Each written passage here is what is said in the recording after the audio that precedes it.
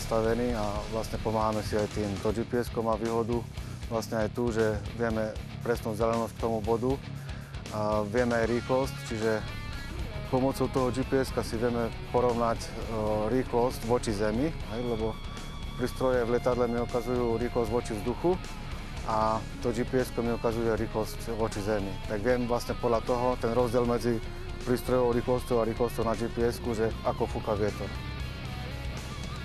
A pri samotnom výskoku z toho pilotného hľadiska treba dávať pozor, keďže sa tie dvere otvoria a ako cudzí predmet pod tým krídlom a robia nejakú tú vzdušnú brzdu, tak aby tie režimy letové boli správna rýchlosť, aby sa to lietadlo nejakým spôsobom nedostalo do vývrtky alebo do nejakého nezvyklého režimu. Je pre nich tiež nepríjemné, pokiaľ letí sa veľkou rýchlosťou, čiže nejaký kompromis vlastne medzi tou bezpečnosťou a tou správnou rýchlosťou.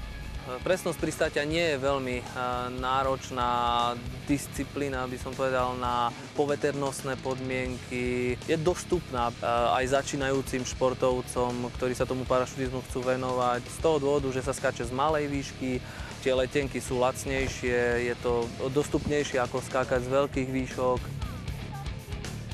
Trafiť na tú 2 cm nulu a vôbec na ten elektronický disk, kde sa meria len do 15 cm a každé pristátie mimo toho disku je v podstate aut a je úplne jedno, či pristáne mimo okres alebo na letisko. Má jednoducho 16 a je to určite umenie a tí najlepší, ktorí sú, tak sa trafajú okolo tej nuly.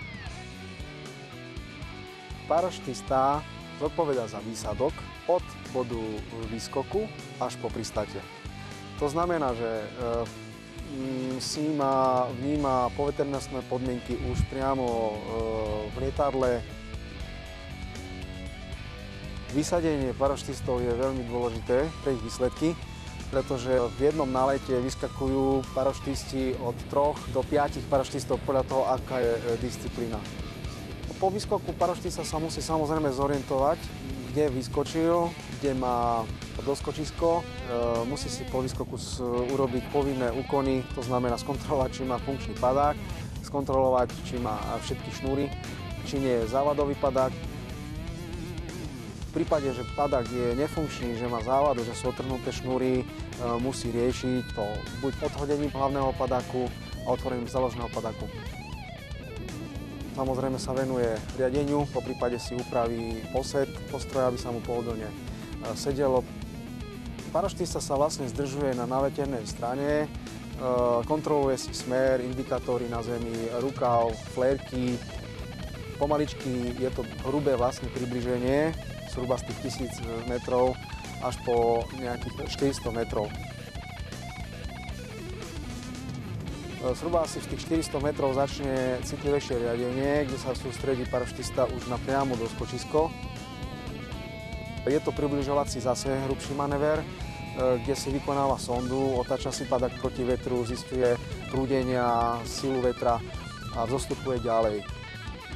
Už v podstate tých 300 metrov parašutista by nemal veľmi odlietať od kruhu. To je vlastne molitanový kruh, na ktorý pristávame. Zhruba je to 6 metrov priemer, v ktorom je ten disk s absolútnym stredom 2 cm. Samozrejme z veľkej výšky nie je ho vidno.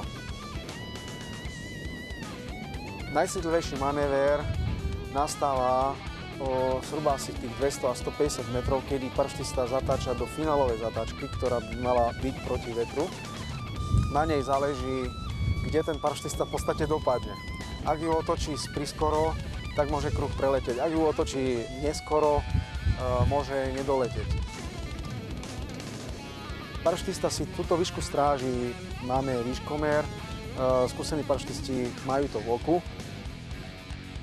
Pri samotnom finálovom nasadení, kedy už tá otáčka po 100 metrov nie je možná, tak samozrejme sa snaží parašutista nechať padák v stabilnom zostupovom pristáti. Parašutista sa po finálovej otáčke sústredí na ten minimálny bod. Minimálny bod sú 2 cm. Vidno ho zhruba asi až v 50 metroch, vtedy sa na neho začína sústrediť. Ale už v podstate nejaký veľký manéver by nemal robiť.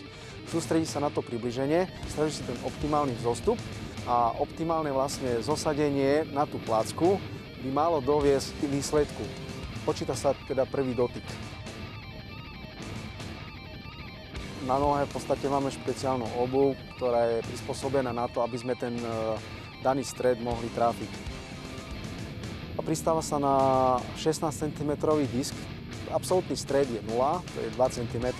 A potom od stredu sú po centimetri obvody. Elektronika je absolútne a okamžite vyhodnotiť, ako sa parašutista trafil. Vyhráva ten, ktorý má najmenší súčet zo všetkých zoskokov.